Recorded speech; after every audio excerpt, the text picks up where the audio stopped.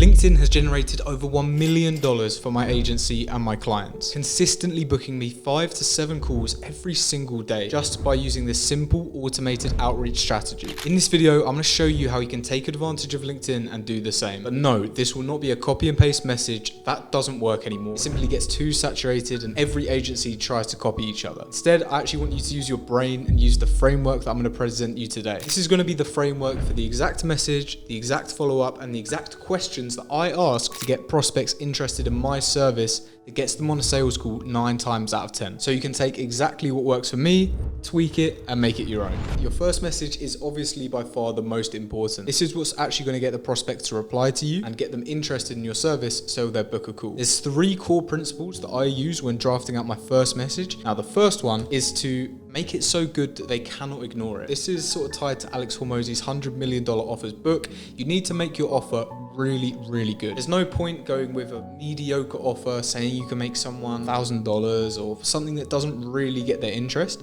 You need to be big, bold, and in their face. This is basically your high-level promise, your offer that should really excite them, getting them on 30 sales calls, doubling their revenue. Next part of any really good first message is to make it frictionless. I see so many times speaking with agency owners that they're asking for too much from their prospect. Imagine if you're asking for a prospect to fill out like a 45-minute questionnaire before they book a call. It's never going to happen. Now, of course, that's a complete exaggeration, but the more frictionless you can make it for the prospect, the more likely they will be to jump on a call and the more calls you'll book in your calendar. You don't want your call to action to be, when are you free to jump on a call, schedule in my calendar, right? Because it's too aggressive and there's too much friction there. Instead, make it easy for them to say yes. And the third thing when crafting a really good first message, you need to speak their language. And I don't mean their actual language like English or something like that. I mean, you need to speak their lingo. For example, if you're speaking with someone in the cybersecurity space, you need to be able to list off cybersecurity terms that they would use. You need to be able to speak their language. This basically makes you stand out far better and it makes the prospect feel understood. This is one of the number 1 things that will actually get your prospects to jump on a call. You don't even need to be really that excited by your service. They just need to feel understood. Now, of course, that's easier said than done. Say, for example, you're working with quite a niche specialist type of client, then you'd probably need to use ChatGPT to help you do this. I'm going to show you a real life example in a second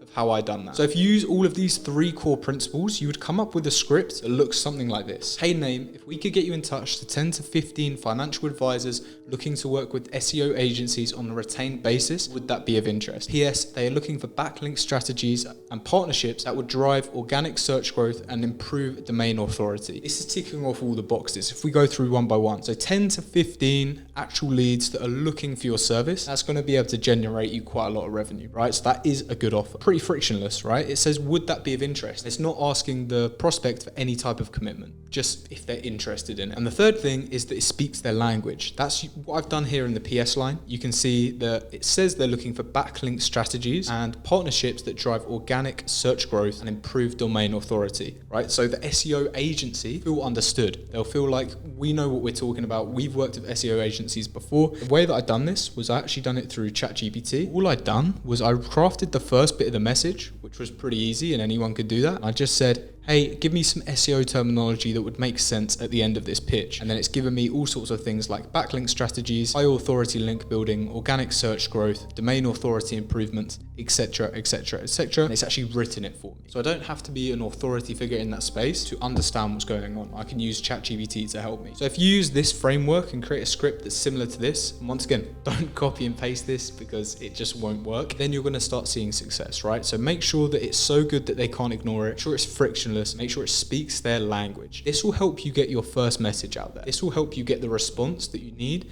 to then book them on the call. What we need to do from here is transition the conversation into a sales conversation. It would look like identifying their pain points and bottlenecks. So this is actually from one of my SDR's LinkedIn accounts that I'm in right now, and I'll show you the conversation thread that actually got them to commit to a call. Jamie, that all depends. I only pay if they actually become a client. Basically, if you're selling marketing services, you'll hear this all the time. People say, oh, I just pay on results, or I just pay after you've delivered. That's not really what we want here. So usually most people would think, oh, that's a dead lead. They're not interested. But if we follow the framework I'm about to show you, we actually close this client, right? right? And here's how we done it. Your above is noted. We don't work on a contingent model simply because we have contracted guarantees before anything happens. It means if we don't deliver on our promised results, we refund. No questions asked. However, if our model is a deal breaker for you, I understand. And he's replied saying, I understand the importance of protecting both our interests and business obligations. To ensure this, it's essential that specific information is included in the agreement. That's the pain point. The pain point isn't just the price, isn't just saying yes to us. Pain point is him being burned, and that's what he wants to avoid. So he says, I'm open to signing a contract, but upfront payment will only be considered once I see commitment on delivering on your promises. And my SDR says, that seems completely fair to me. We're only as good as the results we get for our clients. If you win,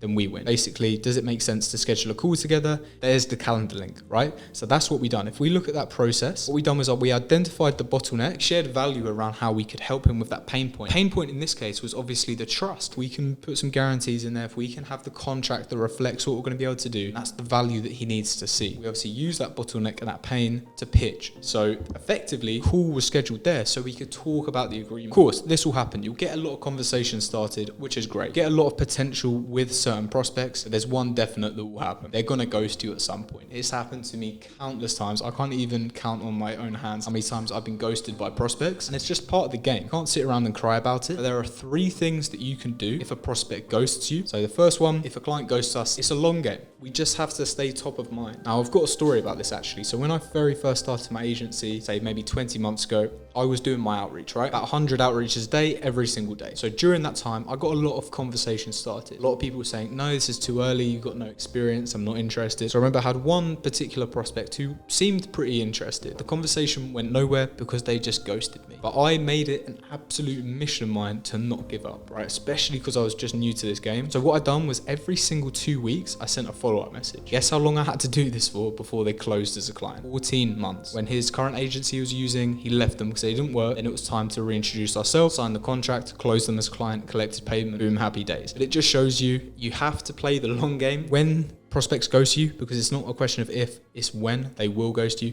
All you need to do is stay top of mind. That could be with automated outbound, that could be with content, could be with a newsletter. However you do it, it doesn't quite matter. Another thing is just constantly provide value. Let's say every call that you book with a prospect or every interested response you get from a prospect that doesn't turn into a call, you just want to share value. As soon as you have a good article that comes out or a good YouTube video or you post something good on LinkedIn, make sure to send it to those prospects and ask for their thoughts. It's always got to be around providing them value so they feel valued, and then they can jump on a call afterwards. Because one problem that most people make when their prospects ghost them is they become desperate. They start going into, oh, when can we jump on a call? Oh, you said yes. When are you free for a call? When are you free for a call? When are you free for a call? Now, what happens as you say that is every single time you ask for another call, your status diminishes, and to a point where they think you're so desperate for their business that they're not even going to entertain the conversation anymore. So the way to avoid that low status projection is to provide value. Another way that you can provide that is through relatable case studies, right? So not just any random case study. Instead of just sending them random case studies of any B2B client, you can wait till we've got an SEO agency case study, send it to them. And relatable case studies will be a really good thing if they ghost. Now, a little bonus tip, if someone ghosts you just by saying, are you ghosting me? Those exact words, you'll get a reply. As soon as they start getting back to you, as soon as they stop ghosting you,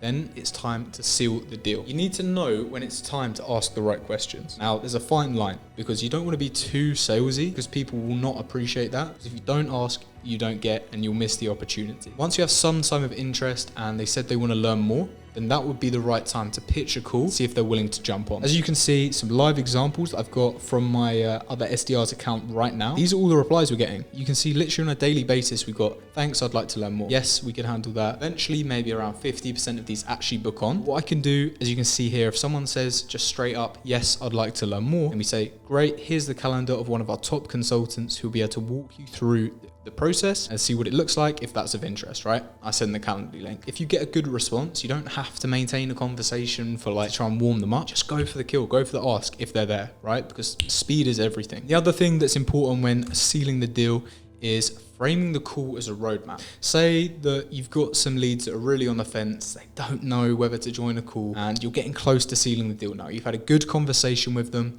but you really want to seal the deal. What you can do is, instead of framing the call as a sales call, you can frame it as like a roadmap call or an introduction call, right? Where you provide them more value. You basically want to make the sales call seem like it's not a sales call. You want them to gain something from that call and build goodwill with the market. If you follow all of these steps and go through some of the walkthroughs like I've just shown you, that's going to lead to you closing some deals and making some money from LinkedIn. Now that is the complete strategy that I use on LinkedIn to book calls for my agency. With that being said, building a successful agency to multiple six figures isn't quite just sending out some messages. You've got to have a good offer, correct sales process, and the correct systems in place to optimize your cold outreach to consistently book calls. So if you don't want to fall into any of those traps, make those mistakes as I did when I started my agency and scale to £10,000 a month, and click the link in the description. I can share with you exactly what you need to do to hit your first 10K month as quickly as possible. Click the link, schedule a call, and I'll speak with you soon.